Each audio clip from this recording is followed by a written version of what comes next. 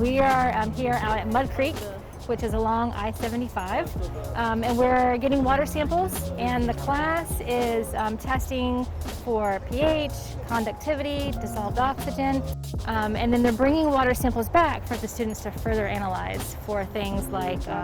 oils and grease, heavy metals and other nutrients and things to get a good picture of the quality of the water out here. Today, my group, we are taking 3 different locations with 2 water samples in each location to determine the crude oil concentration in the lake. We're trying to find where the runoff is and how we got the crude oil in the creek, and then hopefully bring restoration to the creek.